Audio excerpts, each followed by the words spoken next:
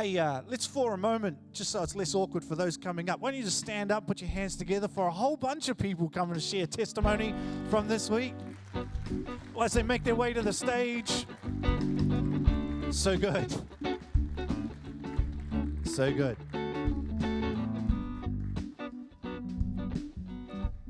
Let's go, Buster Penny. Good morning. You can take your seats. Cool. You just have to bear with me. Got my special voice on for you this morning. Caleb and I, we love Shout.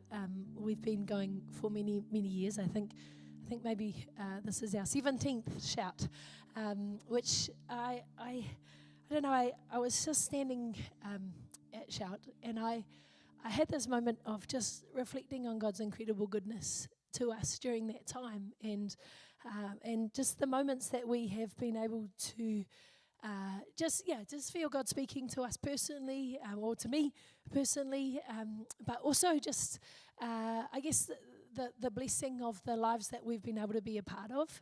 And when we arrived in Auckland on Wednesday, we just got the shuttle, and we were sitting next to a friend of ours who now lives in the Hutt Valley, and we first met this person when they were I think 9.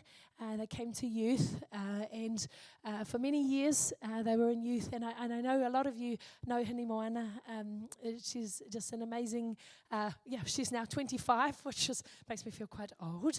But what I was struck by is just the incredible things that God has done in her life, and the humbling kind of feeling of being a part of that. And, she first kind of came to youth with her sister, and then she came to Shout, and we saw God kind of move powerfully in her life. And for me, Shout is an opportunity to really encounter God, but it's also a space to bring my children, to bring other people, and to see God really move. And I just love, now my heart is just so that our young people will encounter God, not just kind of as a one-off thing, but that they will know God in such a real and powerful way. And I love that at Kids Church on a Sunday, they have that opportunity, but there's also something special about kind of going together to a different place, and for them to really encounter God. And I was talking to another mum, and she was talking about how her little 5-year-old, I hope it's okay for me to say, he said, I was in worship, and I had these tears, and I realized they were happy tears. And I think, how cool is that God is meeting our young people, that God is meeting our kids, that they stand there in the opener, and you just get this incredible big picture of the church that we're a part of. And so can I encourage you, it's a little bit messy when you come to Shout with kids. We've got a very tired 2-year-old at the moment, but there's something so powerful and something so incredible when we have these spaces and when God meets them in these moments. And so I just love to encourage you, just the opportunities, and the spaces are there. And what's cool is that we get to, I got to see the fruit. I watched Ruben Tonganavalu worshiping on stage, and I thought, he's a son of this house, right? That he was a 13-year-old once, who came in, but now he's leading God's people in worship in such a cool way. And I think that for all of us is just an encouragement that God is working so powerfully here in this house, but also in those spaces. And so my encouragement is, I think there's always an invitation to take those opportunities, but to believe that God is planting seeds, that as Nick said this morning, that we'll see the fruit of in many years to come. And that brings me so much joy to think that God is doing that. And so, my encouragement is just, these spaces, there's so much power in getting ourselves, but encountering that with our kids and all the young people as well. So thank you for those who invested in our youthies as well, to be able to go to Shout, because we know those moments are life-changing and things. So thank you. Cool. Who wants to go? Hello. Hi. Keep going. Hi, I'm Ethan, 15-year-old. Been here for a year. Yay. I'll cut right to the chase. I'm going to thank you to Lemma for helping me write my testimony. A lot of stuff happened at Shout for me. Like one, God spoke. He said, "Speak my word." So started speaking his word, spoke in tongues for the first time. And yeah, first time I came to youth, Isaiah, sorry Elijah, but Isaiah introduced it to me. He was like, "Ethan, you should come to youth." And then I came to youth, tried it out. It was amazing. I met Josh. I met Lemma. I met Charlie when he first came to youth. Sorry. And yeah, came to church after that because Isaiah also introduced that to me. Thank you, Isaiah. Yeah, thank you. Thank you.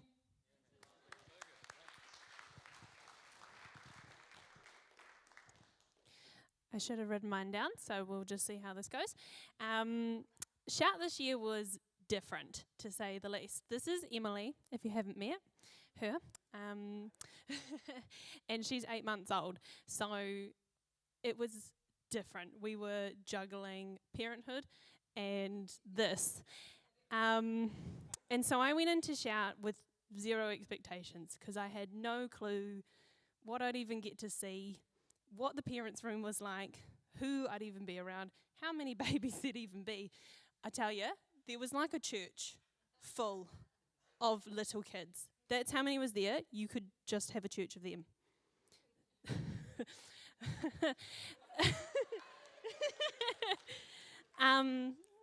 And so going in with zero expectations was actually really good for us. Well, for me, I just found that I wasn't like, oh, I'm so disappointed I can't do this or I can't be in there, but just was able to soak up what I was in. And so instead of Shout being, oh my gosh, this music is amazing and this sermon is amazing, which I'm sure they were, I really got to connect with other parents and connect with other mothers and young kids around around New Zealand and actually Australia as well, and just foster that connection of like new people with doing life. Oh my gosh, seriously? She might cry if you take it, but give it a go. And so I just want to like encourage other parents that are like, I have no idea how I would go with kids. I have no idea how I would do any of that. That it is possible and that God can reach you in whatever situation you end up in there. That God was healing parts of me through the conversations from my postpartum journey, which has been really hard, that I've had those dips and waves that I'm sure a lot of mums have had, that, just speaking with other mums being like, God came in and he is the only one we can go to. And so that was really a personal victory there, but also just being that that voice and support for other young families. We had prayer and prophecy came into the parents' room, so you don't have to line up, any of you wondering, hey? And and one of them said that they saw me being able to come along young families, which is something I've really wanted to do here, just to inspire people that you can keep going when you have kids. It changes and it's different and it can be difficult, but you can still serve, you can still meet God in the parents' room and wherever you end up. It's different, and then you get to see the beauty of your kid in a space with God, in a community, being raised with their village. And just seeing Emily's smile there. Who knows what she was getting in, but she was in God's presence with God's people. And I don't know, just an encouragement to people that aren't sure. Give it a go. We really enjoyed it. Yeah. Thanks.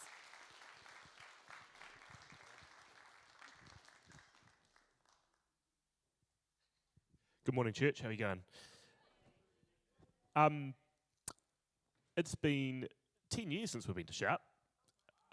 A lot's happened in 10 years. We've had a family, we've started businesses, we've travelled, we've done things. What really struck me is like the significance of 10 years. Like 10 years ago, I remember being at the front of Shout praying with actually young Simeon, who was serving at Shout this year, praying for our business and praying that it will be not just in Christchurch, it'll be wider and into different countries. And like it struck me as was the significance. So last year was the first time I did a job in Fiji. We did something overseas. This whole entire month I've been across the country. It's been really fantastic to you see God's promises come through. And it wasn't 1 year after, 2 years after. It's been about a 10-year journey since those prophetic words came through, which was really amazing. And what I really got struck by was Pastor Jabin was preaching about Abraham and Sarah and the promise of for Abraham that he was going to be a father of nations and his father. And he waited, right? He waited 10 years and he got a bit impatient and he had a son with Hagar.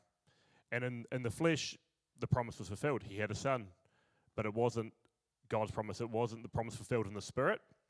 And the patience of waiting for God to fulfill it in his time and not ours is what I have battled with, and I'm probably been guilty of manufacturing our own blessing or manufacturing our own promise. But waiting on God, waiting for his timing and his purpose. One thing I've always prayed for and wanted to do is I've served, Di and I have been here for 18 years in church.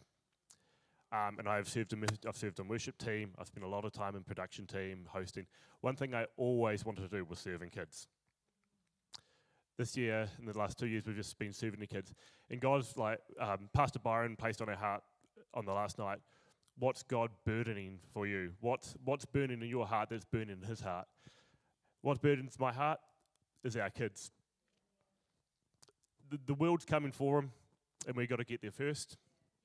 And I don't want them to have to wait till they're in youth or a bit older. Like, now's the time to plant the seed. Now's the time for us to be a village to get around our kids and plant what God has in store for them. To be raising up the next generation of worship leaders, pastors, prophets, evangelists, apostles. Shout is, what I like to Shout is I'm a pretty carefree kind of guy, except when it comes to my kids, and then I panic and I worry, and I do all these weird things. That's totally not me normally. But to be able to drop my kids off at that kids program, and then for them to come back and they have had the best time. They're happy, no tears, enjoy it. They're coming back singing the songs, asking questions about what was said. I'm eternally grateful for the kids leaders up at Shout for what they've implanted into our kids. A special moment for Di and I was just having Emma in the final service last night and just praising and worshipping with her. It's a wonderful experience to go. And I know it's a sacrifice to get to Shout. It is hard, but the best things come out of sacrifice. So, thank you. Hello. Kia ora, everybody. My name is Civic, and if you haven't met me, hello. It was my first year, at Shout.